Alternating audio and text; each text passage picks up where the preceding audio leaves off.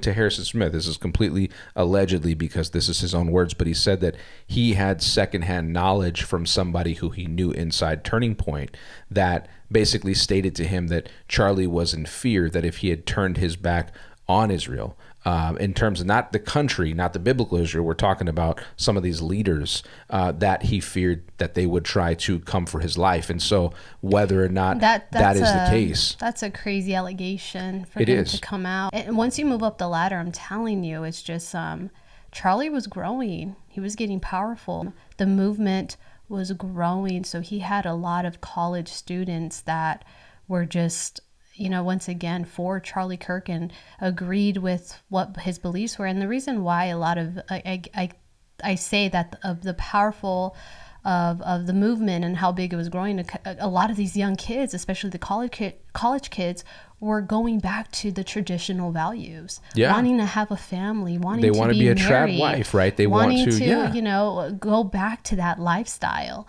And that's what I'm saying, how the movement was growing and growing and growing. And you're starting to see now a peak that we were dealing with an issue of promoting, hey, have family, get married, have children. We were promoting that because we were seeing a dip in that. And now we're just seeing a spike recently that we are in baby season right now. And that's just exactly what Charlie has been promoting for several years now. Make a family, have kids. And you know what's crazy about that as well is that we've seen the percentage of alcohol consumption among young people drastically go down. And I believe it's because of somebody like Charlie Kirk who has stood, fought, been an advocate, has actually taken the time. I think that's more important than anything else. They may not agree with him on everything right away, but it's the fact that he sits down and actually takes the time for them.